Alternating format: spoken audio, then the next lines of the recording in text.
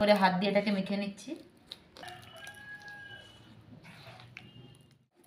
যত হাতাটা নাড়াচাড়া করা হবে মিষ্টির কালারটা তত সুন্দর।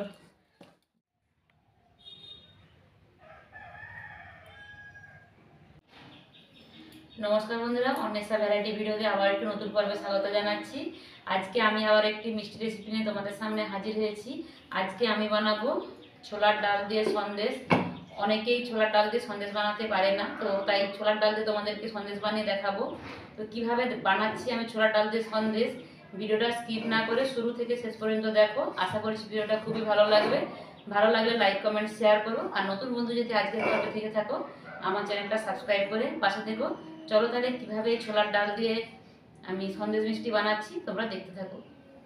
ছোলার ডাল দিয়ে সন্দেশ বানানোর জন্য আমি 150 গ্রাম ছোলার ডাল 10 ঘন্টা মতো ভিজিয়ে রেখেছি, ভিজিয়ে জল ঝরিয়ে নিয়েছি দেখো। আর এই তোমরা চাইলে বেশি পরিমাণও নিতে পারো। আমি 150 গ্রাম ছোলার ডাল নিয়েছি। এই ছোলার ডালটাকে আমি সেদ্ধ করে নেব, তার জন্য কড়াইতে দিয়ে দিলাম।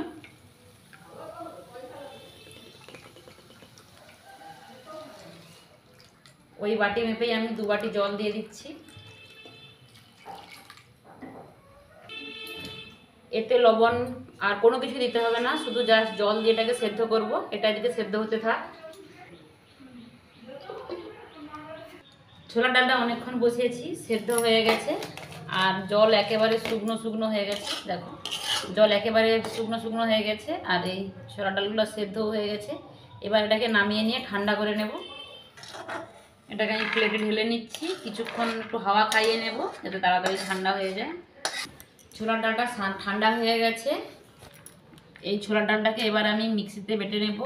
তোমরা চাইলে শিলপাটাতেও বাটতে পারো, কোনো অসুবিধা নেই।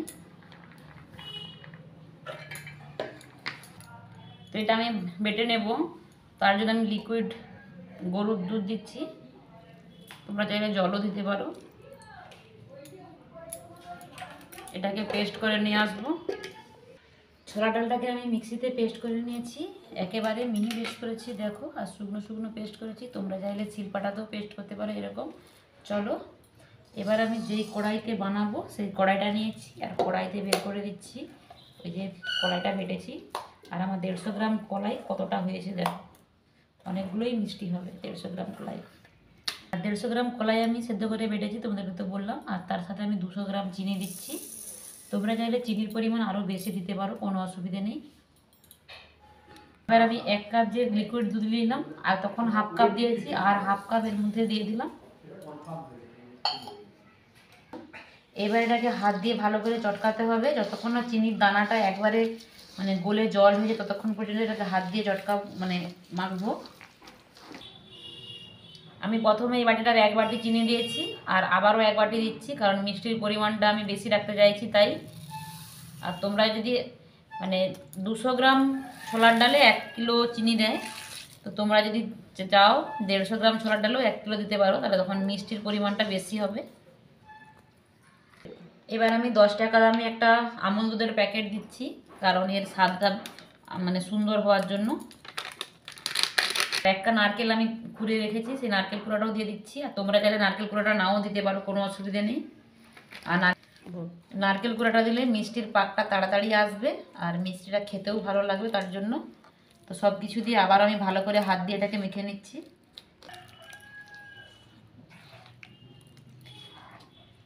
এটাকে এভাবে সুন্দর করে হাত দিয়ে মাখবো, আর যত সুন্দর হাত দিয়ে মাখা হবে মিষ্টিটাও তত সুন্দর মোলায়েম আর মসৃণ হবে। এটা আমার সুন্দর করে মাখানো হয়ে গেছে। গ্যাস জ্বালিয়ে দিয়ে এর উপর বসিয়ে দিলাম দেখো, একদম চিনিটা সুন্দরভাবে মিশে গেছে, জল জল হয়ে গেছে। এবার আমি গ্যাসের ফ্লেমটা হাই রেখেছি। সব সময় আমি এরকমভাবে হাতা মানে ঘুরাবো, না হলে তলায় লেগে যাবে।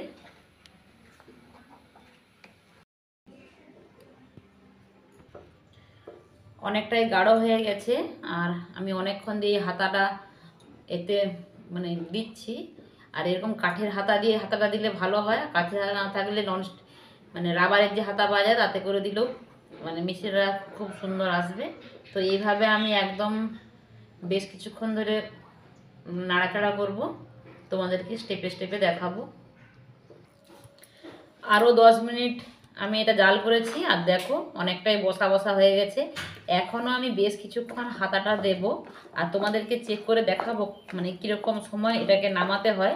আর গ্যাসের ফ্লেমটাকে কিন্তু একেবারে জিরোতে রাখতে হবে, হাই করা চলবে না।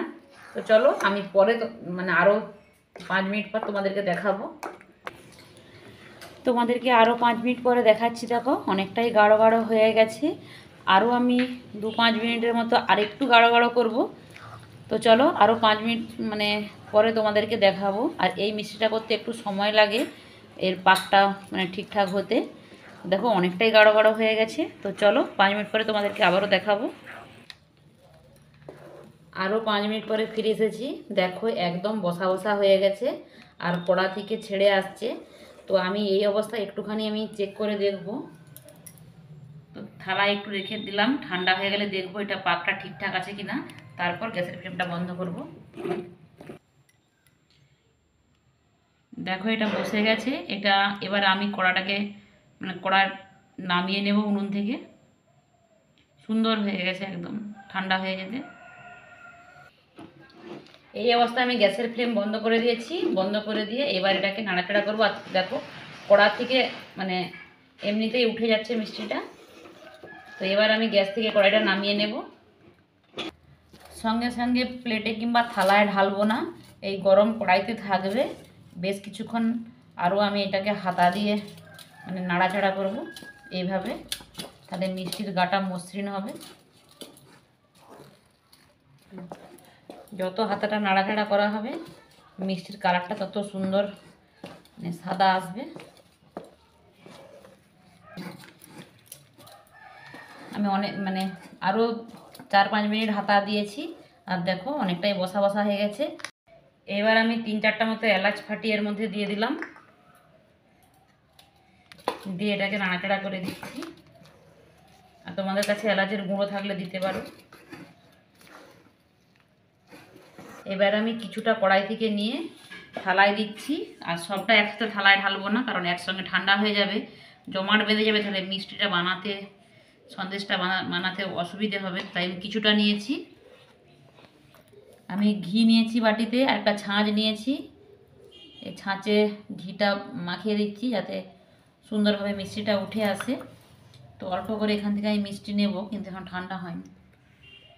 আমি একটু করে যে মিষ্টির মণ্ড নিয়েছি আর এই ছাঁচের মধ্যে দেব, দিয়ে হাত দিয়ে এইভাবে মিষ্টিটা শেপ দিচ্ছি।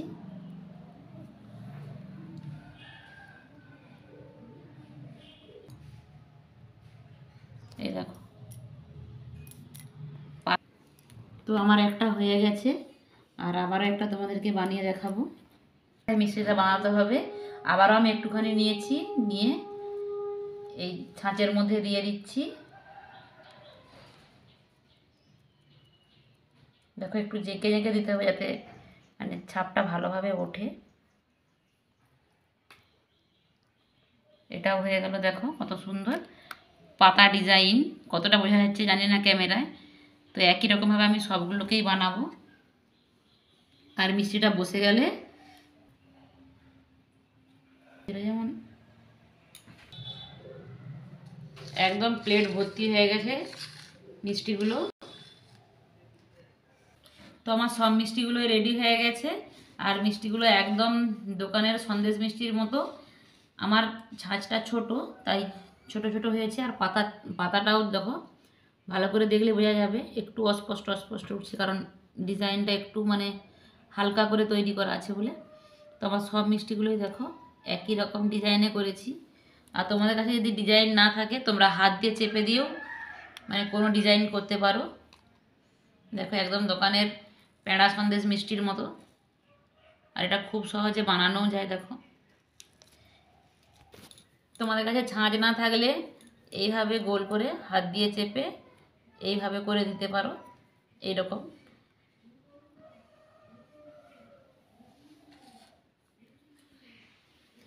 তো ছোলার ডালের এই সন্দেশ মিষ্টি রেসিপিটা তোমাদের কাছে কেমন লাগলো অবশ্যই জানিও কমেন্ট বক্সে। আর আমার ভিডিওটা একটু শেয়ার করে দিও। চলো ভিডিওটা আজকে এখানেই শেষ করছি, দেখা হয় পরবর্তী অন্য কোনো ভিডিওতে। সবাই ভালো থেকো, সুস্থ থেকো।